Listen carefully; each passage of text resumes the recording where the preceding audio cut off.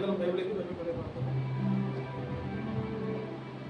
పఠింపశేష గ్రంథము బైబిల్ పఠింపశేష గ్రంథము బైబిల్ అనుదినము పఠించిన ప్రేమతోడ నడుపును ఓ పఠింపశేష గ్రంథము బైబిల్ నవేస్ book to read in the Bible నవేస్ book to read in the Bible if you read it every day it will help you all the way all the best book to read is the Bible.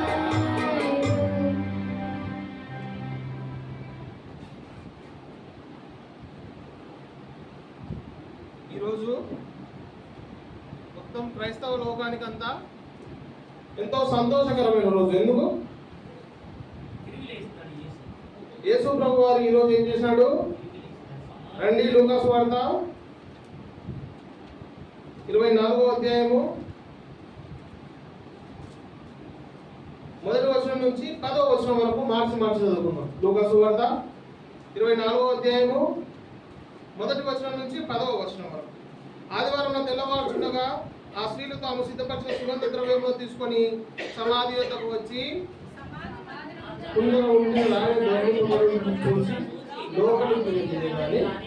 ప్రభువైన యేసు దేహం వారికి కనబడలేదు. ఇందును గురించి వారికి ఏమీ తోచలే ఉండగా ప్రకాశమానమైన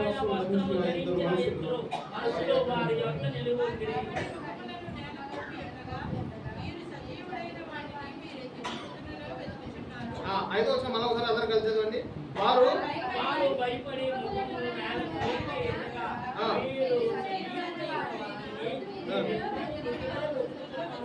ఆయన ఇక్కడ లేడు, ఆయన లేచి ఉన్నాడు. ఆయన ఇంకా గలిలయలో ఉండినప్పుడు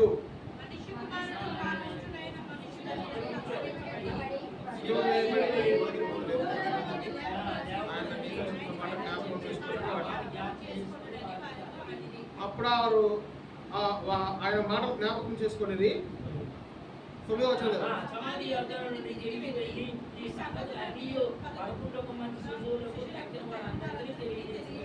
ఈ సంగతులు అపోస్తలులతో చెప్పిన వారెవరనగా మగ్దలేని మరియు యోహన్నాయు యాకోబు తల్లి అయిన మరియు వారితో కూడా ఉన్న ఇతర స్త్రీలను.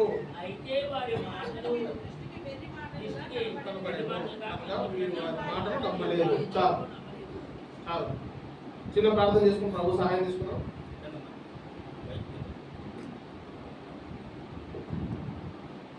ప్రేమ గల మా ప్రియపరలోక తండ్రి యేసుక్రీస్తు దేవా, మరొకసారి ఈ ప్రత్యేక సమయంలో ప్రభా మీ పునరుద్ధానం గురించి ప్రభా మీ కొన్ని మాటలు చూసుకోవడానికి మీ కృప మాకు ఇచ్చినందుకు వందనాలు దేవా. ఈ ప్రత్యేకమైన సమయంలో దాసుని జ్ఞాపకం చేసుకోండి ప్రభా. బలహీనమైన శరీరం గలవాడిని దేవతండ్రి నన్ను జ్ఞాపకం చేసుకోండి. ఇక్కడ ఉన్న వాళ్ళు ఎవరికంటే గొప్పవాడిని కాదు, కేవలం మీ ఇష్టమైన కృప ద్వారా మీ మాటలు చెప్పడానికి నాకు అవకాశం వచ్చింది ప్రభా. మీ మాటలను స్పష్టంగా చెప్పడానికి దేవతండ్రి నా తరపులను ట్రాక్ చేసి ప్రభా మీ తరపులు నాకు అనుగ్రహించమని దేవా మీ ఆత్మప్రోక్షణ అనుగ్రహించమని కోరుకుంటున్నాను దేవతండ్రి. ఆది నుంచి మీరు నాకు తోడుగా ఉండండి, ముందు కూడా మీరు నాకు తోడుగా ఉండి నడిపించమని కోరుకుంటున్నాను దేవతండ్రి. ఏది అవసరమైనదో, ఏది మాన్యమైనదో ప్రభా, ఏది ఉపయోగకరమైనదో వాటి గురించి చర్చించుకోవడానికి సహాయం చేయండి దేవతండ్రి. మీ పిల్లలకి ఎవరికి కోరుకోకుండా, ఎవరికి నిద్ర రాకుండా దేవతండ్రి స్పష్టంగా నేను మాట్లాడగలిగినట్లుగా మీ మాటలు చెప్పడానికి నన్ను బూరగా వాడుకుంటున్నామని వేడుకుంటున్నాను దేవతండ్రి. ఈ ప్రత్యేక సమయంలో ఎవరైతే ఇంకా మార్గమధ్యంలో ఉన్నారో ప్రభా, ప్రయాణంలో ఉన్నారో, రావడానికి సిద్ధపడుతున్నారో వారందరినీ మీరు తోడుపెట్టి తీసుకురండి. ఎవరైతే నిర్లక్ష్యం చేసినారో వారందరికీ మరొక తరుణం దయచేయమని దేవతండ్రి. మీ మాటలు స్పష్టంగా ప్రభావ మేము ధ్యానించగలిగినట్లు మీ కృప చూపించమని, ఏ విధంగా యోగ్యంగా ఆరాధించాలో మాకు నేర్పించమని యేసుక్రీస్తు వారి నామములో ప్రార్థిస్తున్నాం తండ్రి. ఆమేన్.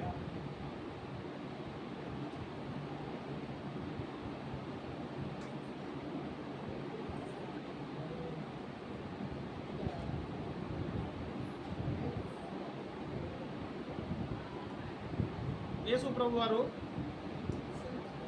ప్రభు వారు లూకా సువార్త 24వ అధ్యాయంలో 1 నుంచి 10 వరకు మనం చదివాం కదా. దాంట్లో 3 విషయాలు చేశారు. మొట్టమొదటిగా ఆయన ఏం చేసుకొచ్చినాడంటే 2వ వచనం, లూకా సువార్త 24వ అధ్యాయం 2వ వచనంలో ఉంటుంది. ఏమంటుందంటే, సమాధి ముందర ఉండిన రాయి దొరలింపబడి ఉన్నట్టు చూచి. మొట్టమొదటిగా యేసు ప్రభు వారు చేసిన పని ఏంటంటే, సమాధి ముందర ఉన్న రాయిని ఏం చేశాడు? దొరలించినాడు. అంటే ఏంటి? బండలాంటి మన పాపాలన్నింటినీ ప్రభు అయిన యేసుక్రీస్తు వారు దొరలించేసినారు మన జీవితంలో నుండి. యేసు ప్రభు వారు ఆ రాతి సమాధిలోనికి వెళ్ళడం ద్వారా రాయి లాంటి మనుషుల హృదయము, బండవారిపోయినటువంటి మనుషుల హృదయాన్ని ఆయన ఏం చేస్తూ వచ్చినాడంటే, తన పునరుద్ధానం ద్వారా లేదా తను తిరిగి లేచడం ద్వారా మొట్టమొదటిగా మనుషుడికి ఏం చేసినాడంటే, వాడి పాపముల నుండి వాడిని దొర్లిస్తూ వచ్చినాడు. ఇది మొదటి విషయం. తర్వాత రెండవ విషయం ఏంటి? 5వ వచనంలో ఉంటుంది. 5వ వచనం,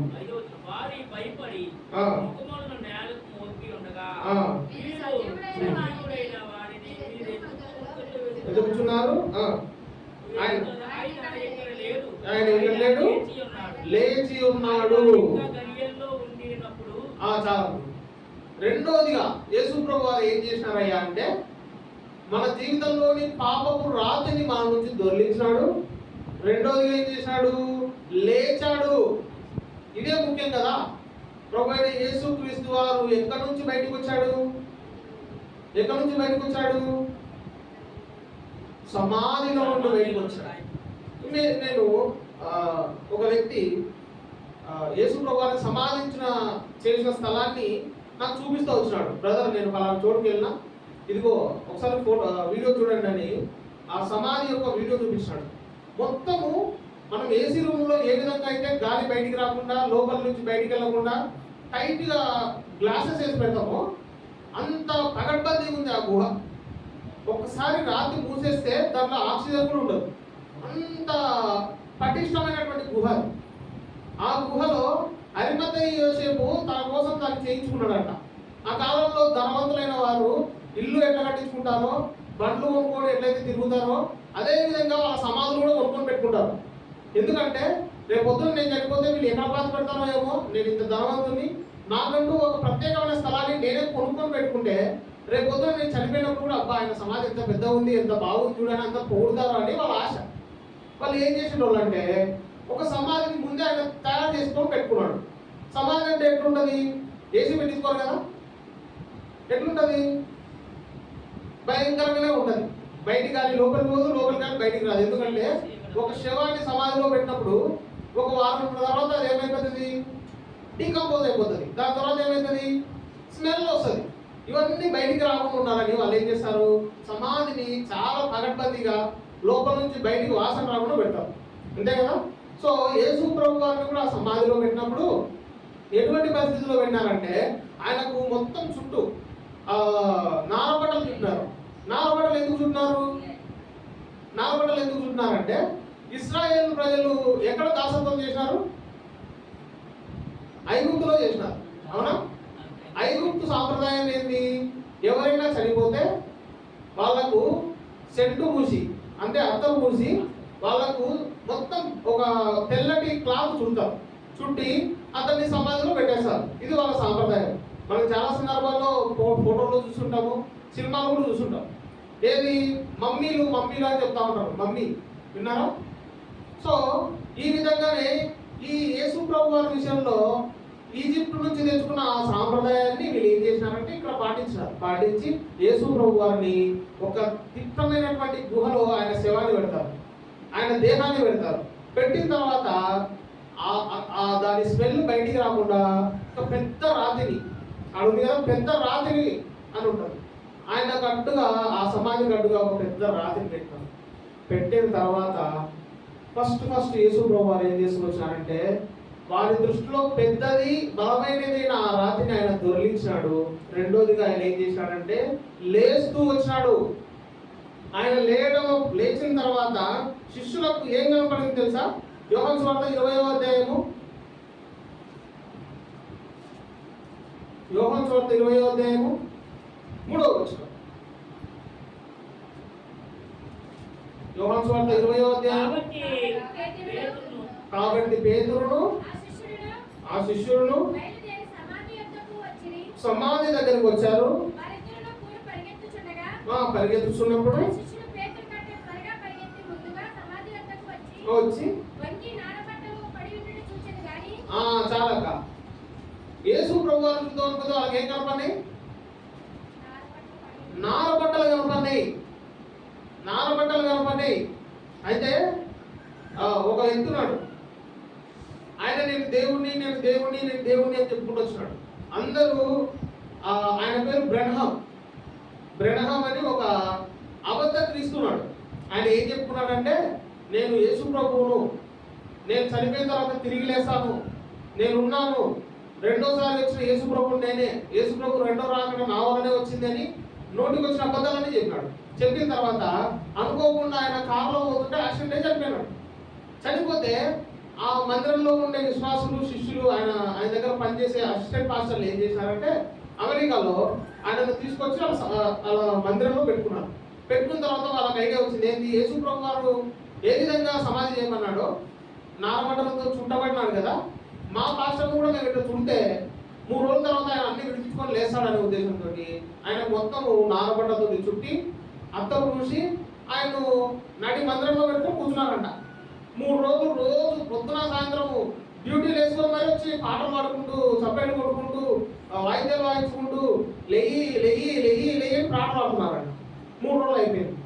ఇంకా వాళ్ళందరికీ చిన్నగా అనుమానం స్టార్ట్ అయింది. ఏంది నేను లేస్తాను, నేను వేసుకోవడం చెప్పేటోడు కదా, మరి ఎందుకు లేయట్లేదు అనే ఆలోచన వచ్చిందంట. తర్వాత అట్లా 120 రోజులు మందిరంలో పెట్టుకొని రోజు ప్రార్థన చేస్తూనే ఉన్నారంట. ఆ శవం కప్పు కొట్టకుండా ఆ కెమికల్స్ చదువుతూ ఉన్నారంట. ఎంతో ప్రయత్నం చేసినా సరే ఆయన లేట్లే. అప్పుడు వాళ్ళకి అర్థమైంది, అమ్మ వీడు అన్ని అబద్ధాలు చెప్పినారా బాబు, వీడు యేసు ప్రభు కాదు, అర్జెంట్గా తీసుకుపోయి పాతి పెట్టండి అని పోయి పాతి పెట్టిన తర్వాత అప్పుడు వాళ్ళకి అర్థమైంది, యేసు ప్రభువుకు ఆ బ్రెనహాం అనే వ్యక్తికి తేడా. లోకంలో చాలా మంది చెప్పుకుంటుంటారు, నేను కూడా చనిపోయి తిరిగి లేస్తాను. కొంతమంది స్వామీజీలు కూడా చెప్తా ఉంటారు, విన్నారు కదా.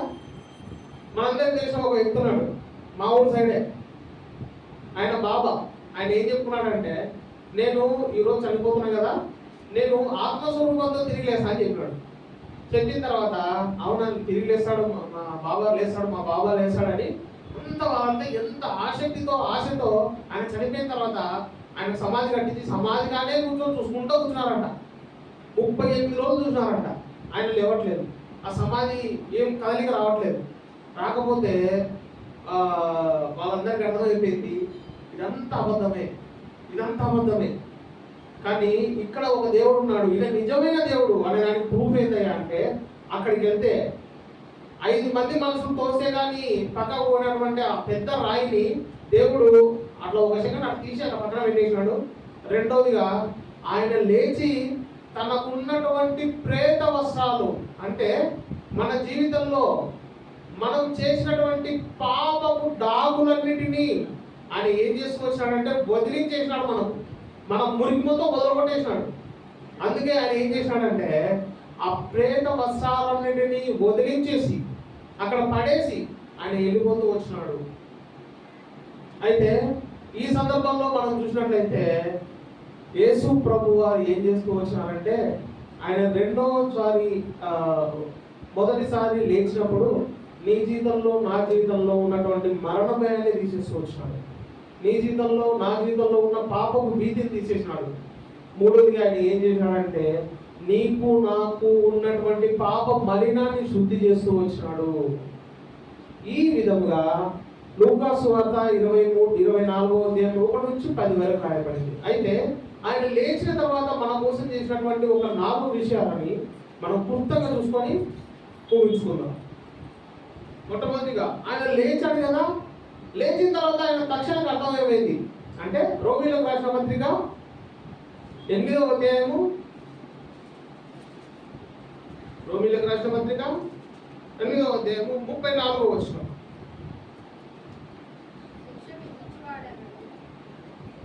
శిక్ష విధించువాడెవడు? చనిపోయిన క్రీస్తేసే, అంతేకాదు మృతులలో నుండి లేచిన వాడును దేవుని కుడి పార్శ్వమున ఉన్నవాడును విజ్ఞాపనము కూడా చేయవాడు ఆయనే. యేసు ప్రభువారు లేచిన తర్వాత ఆయన చేసిన విజయం ఏంటయ్యా అంటే, నీ పాపముల కొరకు నా పాపముల కొరకు ఆయన చనిపోయినాడు కదా. చనిపోయిన తర్వాత సీదా ఆయన ఏం చేసినాడంటే స్ట్రైట్ యేసు ప్రభు గారు దేవుని దగ్గరికి వెళ్ళి మన కోసం ఏం చేసుకువచ్చినాడంటే దేవుని కుడి పార్శ్వంలో కూర్చొని మన కొరకు విజ్ఞాపన చేస్తున్నాడు. ప్రభువా, ఇదిగో తండ్రి, నేను ఈరోజు పలానా వినోద్ కొరకు చనిపోయినా. ప్రభువా, నేను పలానా వ్యక్తి కొరకు ఈరోజు చనిపోయినా. నేను చనిపోవడం ద్వారా వినోద్ పాపాలు ఇప్పటి నుంచి ఉండకూడదు ప్రభువా, తీసి. నేను చనిపోవడం ద్వారా వినోద్ ఇప్పటి నుంచి నీతిమంతుడిగా ఉంటాడు. నేను చనిపోవడం ద్వారా వినోద్ ఈ రోజు నుంచి పవిత్రుడిగా జీవిస్తాడు. నేను చనిపోవడం ద్వారా ఈ రోజు నుంచి వినోద్ను పాపి అనకూడదు అనేటువంటి విజ్ఞాపన తండ్రి దగ్గర చేసినాడంట. అంటే అర్థమైంది, ఆయన మరణించి తిరిగి లేవడం ద్వారా నీ పాపాలకు నా పాపాలకు భూలోక సంబంధమైన పరిహారమే కాదు, పర సంబంధమైనటువంటి న్యాయం కూడా చేసినాడు. అర్థమైంది. ఉదాహరణకు మనకు ఏదైనా ఒక కోర్టుకి ఎప్పుడైనా వెళ్తే కోర్టులో ఏదైనా తప్పు జరిగినట్టు మన మీద నిరూపించబడినటువంటి ఆరోపణను మన తరపున ఎవరు వాదించాలా? లాయర్ లేదా అడ్వకేట్. నేను వాదించుకుంటే ఎవరు అన్నారంటే సినిమాలో చూపించిన చెప్పు అన్నారు. అంత సీన్ లేదు, లాయర్ కావాల్సిందే. రీసెంట్గా ఒక బ్రదరు డైవర్స్ కోసం అప్లై చేస్తే నాకు ఫోన్ చేసినాడు. తమ్ముడు, కోర్టులో కొంచెం పని ఉంది, వస్తావా అని అడిగాడు. కోర్టులో పని ఏమైందని అంటే చెప్తా రా తమ్ముడు అన్నాడు. డైవర్స్ అంటే రానేపోయి సరే పోదామని పోయిన తర్వాత అక్కడ లోకల్ నిలబడిన తర్వాత అక్కడ కూర్చున్నాము. మేమందరం లోపల పోయి కూర్చున్నాము. జడ్జి వస్తే అందరం లేచి నిలబడి నమస్కారం పెట్టాలా, లేచినాము, నమస్తే పెట్టినాము. ఆయన అక్కడ లోపల నిలిచిన తర్వాత ఎవరెవరికమ్మా కేసు అంటే వాళ్ళ భార్య వచ్చింది, ఈయన వచ్చినాడు, నిలబడితే వాళ్ళ భార్య నా తరపున వ్యక్తి లాయర్ పెట్టుకున్నాడు, వాళ్ళ భార్య లాయర్ పెట్టుకోకపోతే మీ లాయర్ ఎవరమ్మా అని అడిగింది జడ్జి. అంటే నాకు ఎవరు లాయర్ లేరు మేడం, నేనే మాట్లాడతాను మేడం అంటే, అయ్యబ్బా సినిమాలు చూసి బాగా ప్రిపేర్ అయినట్టున్నవే, అంత సీన్ లేదు, లాయర్ ఉండాలా, నీ ఇష్టం వచ్చినట్టు అనుకున్నావా అని తిప్పింది. అవునా మేడం, నేను నిజంగానే ఏం కాలేమో నేనే మాట్లాడుకొచ్చేమో అనుకున్నా మేడం.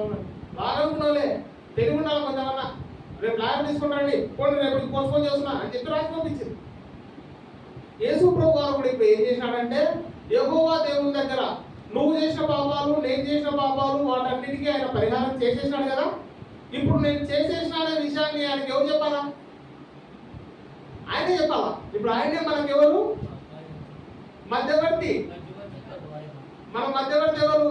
ప్రభు యేసుక్రీస్తు వారు. ఆయన ఏం చేసినాడంటే ఇప్పుడు ఈ మధ్యవర్తిత్వాన్ని ఆయన సెలెక్ట్ పరలోకానికి తీసుకుపోయి, ప్రభువా ఫలానా వినోద్ కొరకు నేను ప్రాణం పెట్టేసిన చూసుకోను, ఆయన ఇదిగో నీకు వారి కొరకు నేను చిందించిన రక్తం ఇది, వారి కొరకు నేను చేసిన నిబంధన ఇది, వారి కొరకు నేను పడిన శ్రమ ఇది, ఈ పాపములన్నింటినీ తీసివేయడానికి నా శరీరాన్ని అర్పించడం ద్వారా ఈ రోజు నుంచి ఈ మనుషుడికి పాపము లేదు అని ఆయన దేవుని దగ్గర మన కోసం వ్యాజ్యమాడుతున్నాడంట. అయితే మొట్టమొదటిగా ఆయన మన కోసం చేసినది, ఆయన మరణించి తిరిగి లేచినటువంటి విజయమే కాదు, ఆయన మన కోసం చేసింది ఏంటంటే పరలోకములో తండ్రి దగ్గర విజ్ఞాపన కూడా చేస్తూ వచ్చినాడు. కాబట్టి మనం ఏమన్నా ఆలోచించాలంటే, నా పాపముల కొరకు మరణించి నా కొరకు విజ్ఞాపన చేసిన దేవా నీకు వందనాలు అని మనం ప్రభువును ఆరాధించవచ్చు. ఇది మొదటిది. రెండోదిగా మన పాపముల కొరకే ప్రభు ఏం చేసినాడు, మనం లేచిన తర్వాత మనం జరిగిన ఉదాహరణ ఏంటయ్యా అంటే, కొరింథీయులకు రాసిన మొదటి పత్రిక 15, మీరు 15 అంటారు కదా, 15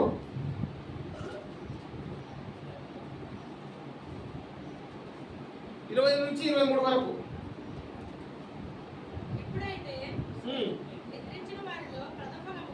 నిద్రించిన వారిలో ప్రథమ ఫలముగా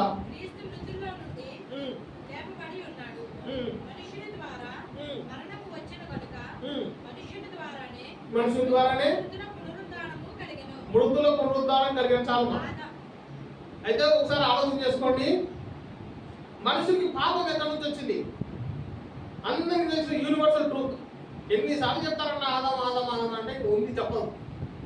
మనుషులకి పాపం ఎక్కడి నుంచి వచ్చింది? అవ్వ నుంచి వచ్చింది. అవ్వ ఏం చేసింది? తినొద్దన్నటువంటి ఫలాన్ని తిని మళ్ళీ ఇంకొక ఘనకార్యం చేసింది. ఏం చేసింది? ఆయన కూడా తినమని చెప్పింది. పాపం కూడా అంతే. ఎవడైనా చేస్తున్నాడు అనుకో, వాడు ఒక్క మాట అడగకపోతాడా? నా స్నేహితులు, నేను ఒక యవన దశలో ఉన్నప్పుడు సిగరెట్ తాగేటప్పుడు నేను కూడా సిగరెట్ తాగితే బాగుంటుంది, కాకపోతే వేసుకోవడం అనుకున్నా కదా. వాడు అడిగితే తాగుని అడిగితే తాగుదాం అనుకుంటుంటే ఎవరు అడిగేటోడు కాదు. అడిగితే చేసేద్దామని ఎన్నో పాపాల మీద మనం ఇంట్రెస్ట్ చూపిస్తూ ఉంటాం. ఇక్కడ ఈయనకు ఎంతో స్పష్టంగా ఆదాముతో చెప్పినాడు దేవుడు, ఆదాము ఏదన్నా చేసుకో, తోట మొత్తం ఇదే, కానీ ఒక్క పని అర్థం చేయదు. ఏం పని? ఆ పండు తినొద్దురా ఆయన. ఇది తప్ప ఆయనకి ఏది నచ్చినట్టు లేదు. ఆమె వచ్చింది, పండు తింటావా? తినండి అని తీసుకొని తినేసినాడు. అంటే ఇంకా అక్కడ డిస్కషన్ కూడా లేదు. కాదమ్మా, ఈ పండు తినొద్దని చెప్పినాడు దేవుడు అని ఏ డిస్కషన్ జరగాలి వాళ్ళ మధ్యలో. ఆమె వచ్చింది, పండు ఇచ్చింది, తినాడు అంతే. పాపం పట్ల మనుషుడికి ఎంత ఆశ ఉండదు ఒకసారి ఆలోచన చేసినారా? సో ఇటువంటి పాపి అయిన మనుష్యుడు ఆదాము ద్వారా మనిషికి కర్మపాపము జన్మపాపం సంక్రమించింది.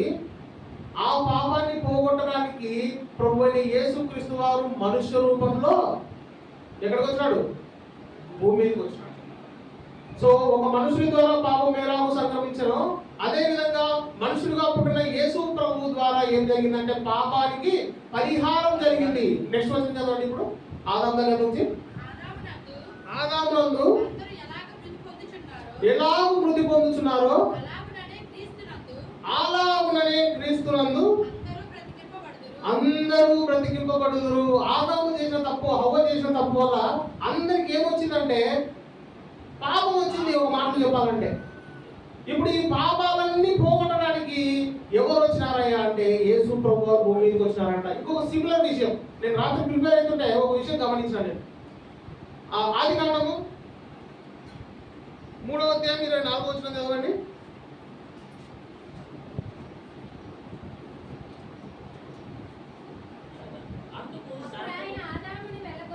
అప్పుడు ఆయన ఆదామును ఎలగొట్టి ఏదేను తోటకు తూర్పు దిక్కున కెరూబులను జీవవృక్షమును మార్గమును కాలవేయటకు ఖడ్గజ్వాలను నిలబెట్టాను. ఇంకా 2 విషయాలు జరిగింది. ఏదేను తోట కాపలా కాయడానికి 2 దిక్కులు. ఒక దిక్కేమో కెరూబులు ఉన్నారు, ఇంకో దిక్కులో ఎవరున్నారు? అగ్ని జ్వాలలతో ఉన్నటువంటి దేవదూతలు ఉన్నారు. అయితే యేసు ప్రభు వారు చనిపోయినప్పుడు ఎంతమంది దూతలు వచ్చినారు? సమాధి దగ్గరికి వచ్చిన మనం చదవలేదా? అదే లూకాసు వార్త చేయండి. 2 దేవదూతలు వస్తారు.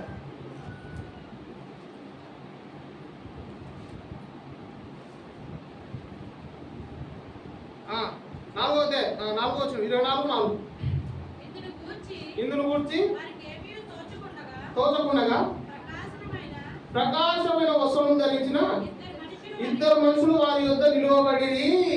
చాలమ్మా. సో మనం ఇంగ్లీష్ బైబిల్ కంపేర్ చేసినట్లయితే అక్కడ కెరూబులు అని ఉంది కదా, ఇక్కడ 2 మనుషులు అని ఉంది కదా. సో దీనికి దానికి సిమిలారిటీ ఎట్లా వచ్చిందంటే పాపమును చేసినటువంటి వ్యక్తిని పారద్రోలినటువంటి వ్యక్తులు ఎంతమంది? 2. పాపము చేసిన వ్యక్తి బయటికి లేచిన తర్వాత అతని గురించి సాక్ష్యం వినడానికి వచ్చిన ఎంతమంది? 2. బ్యాలెన్స్ చేసినాడు దేవుడు. పాపం చేసిన వాడిని ఏ విధంగా అయితే ఆదామును వెళ్ళగొట్టడానికి 2 పెట్టి కాపలా పెట్టినాడో, పాపాలు పోగొట్టడానికి వచ్చిన యేసు ప్రభు వారి శరీరాన్ని దగ్గర ఎంతమంది కాపలా పెట్టినాడు? 2 పెట్టినాడు. చూసారా? ఆది కాండంలో అప్పుడప్పుడు భూమి స్టార్ట్ చేసినప్పుడు యేసు ప్రభు వారు సంకల్పించిన విషయాన్ని కంక్లూజన్ కొత్త నిబంధన వరకు తీసుకొని వస్తున్నాం. ఇంత సిమిలారిటీ అది చూసినప్పుడు నాకు ఆశ్చర్యం వేసింది. ప్రభు ఆదాము దగ్గర 2 వాడినావు, ఆదాము మాకు పాపం తెచ్చినాడు. యేసు ప్రభు దగ్గర 2 దూతలు వాడినావు, యేసు ప్రభు మా పాపాలను పోగొట్టేసినాడు. సో నీ సంకల్పం ఎట్లుంటుందంటే అన్నింటినీ బ్యాలెన్స్ చేసుకుంటూ వస్తాడు దేవుడు. సో రెండోదిగా ఆయన ఏం చేసుకొచ్చాడంటే ఆదాము ద్వారా నీ జీవితంలో నా జీవితంలో సంక్రమించిన పాపాన్ని ఆయన తన కుమారుడైన యేసు రక్తం ద్వారా నిన్ను నన్ను ఇప్పుడు నీతిమంతులుగా చేసుకొచ్చినాడు. రెండోదిగా మనం ఏమైనా ఆలోచించవచ్చు అంటే యేసు ప్రభువా నా జీవితంలో కర్మపాపం జన్మపాపంతో ఉన్నటువంటి నన్ను నీ కుమారుని రక్తం ద్వారా పవిత్రపరిచి నా పాపం తీసివేసినందుకు వందనాలు అని మనం ప్రభువుని ఆరాధించవచ్చు. మూడోదిగా రండి, తెస్సలోనికీయులకు రాసిన మొదటి పత్రిక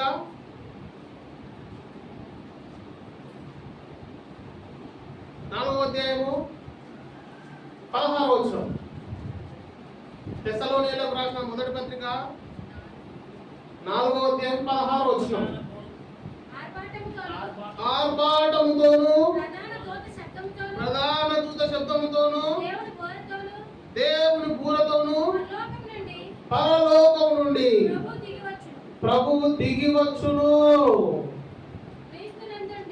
క్రీస్తునందుండి మృతులైన వారు మొదట లేతురు.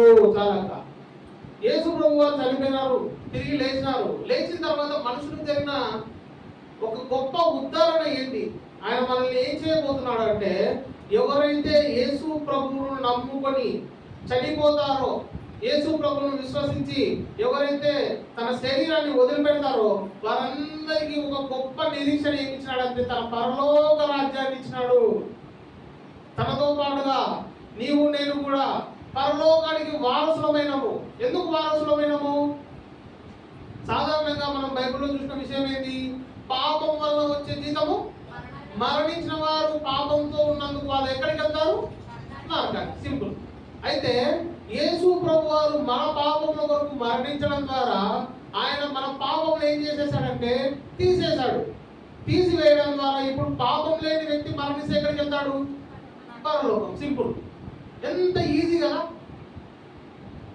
నరకానికి పోవాల్సిన వాడిని చిన్న డైవర్షన్ చేసి ప్రభు ఏం చేశాడంటే పరలోకానికి తీసుకుపోతా ఉన్నాడు. ఇంత గొప్ప ప్రేమ కదా. ఇంత గొప్ప ప్రేమ ప్రభు యేసుక్రీస్తు వారు నీ కొరకు నా కొరకు చూపిస్తూ వచ్చినారు. మనం ఆ రోజు ఆయన శ్రమల గురించి ఆ వీడియో చూసినాం కదా. ఇంత సునాయాసంగా ఆయన మన కోసం ఈ పరలోకాన్ని ఇవ్వలే. ఎంత కష్టపడాల్సి వచ్చిందంటే ఉమ్మించుకోవడము, తిప్పించుకోవడము, లేదా కొరడాలతో కొట్టబడము, ఇవన్నీ ఒకెంత అయితే ఇద్దరు దొంగలతో తీసుకోవాల్సి వచ్చింది. ఇవతల పక్క ఒకడు, అవతల పక్క ఒకడు. నువ్వు యేసు ప్రభువే కదా, నువ్వు రక్షకుడివే కదా, నువ్వు లేకపోతే మమ్మల్ని కూడా లేకపోవచ్చు కదా, ఏం దేవుడు నువ్వు అని అప్పుడు ఎందుకు దొంగలతో కూడా తీసుకోవాల్సి వచ్చింది. ఈ సందర్భాన్ని నేను రాత్రి ధ్యానించినప్పుడు నాకు అనిపించింది, ఎంత తగ్గింపు ఎందుకు ఒక దేవునికి. కొట్టించుకోవడం, తిట్టించుకోవడం ఇది కాదు, పనికి మాత్రం వచ్చేది కూడా తిట్టించుకుంటున్నాడు.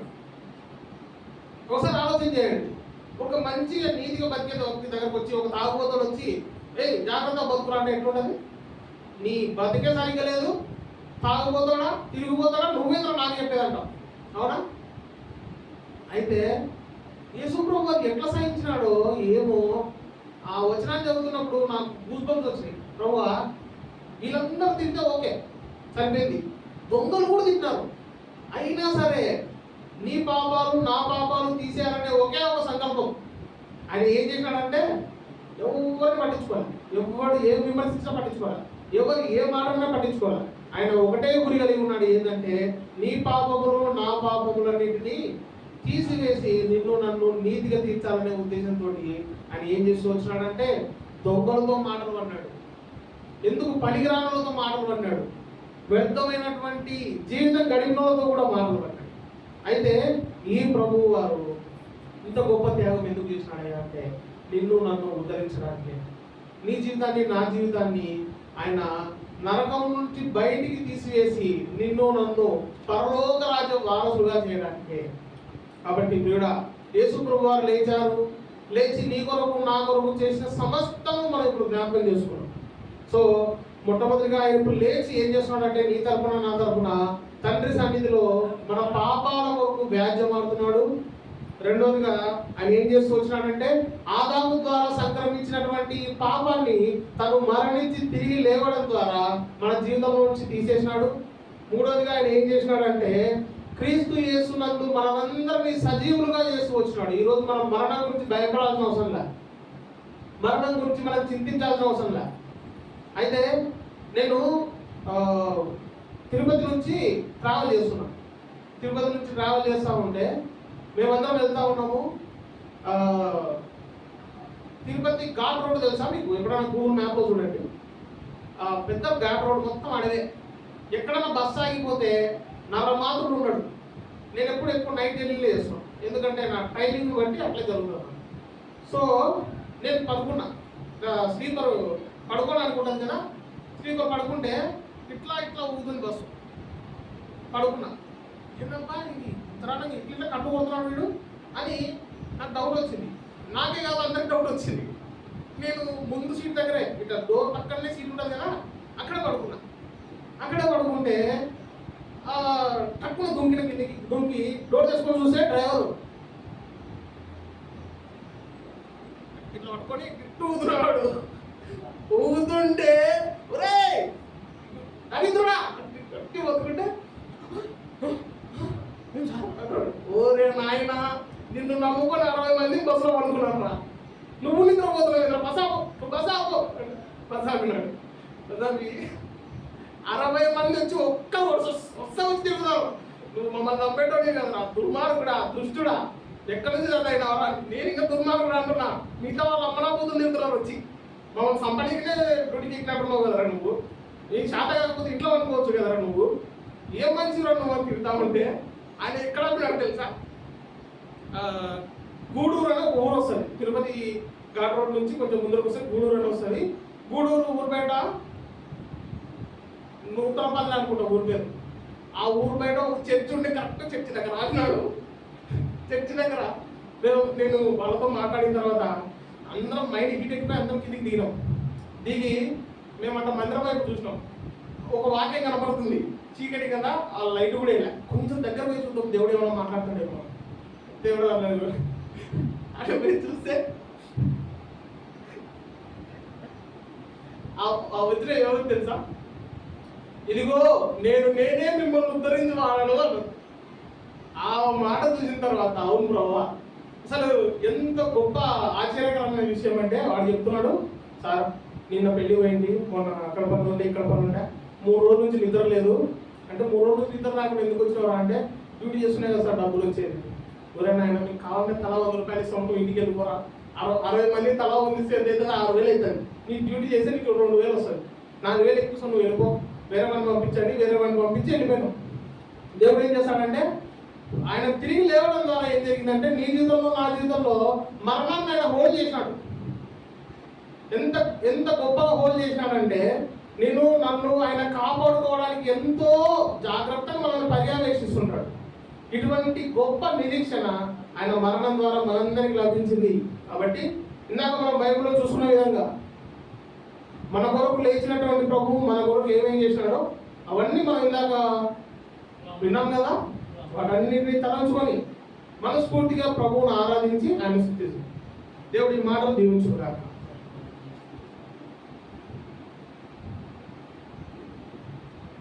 లేచి నిలబడి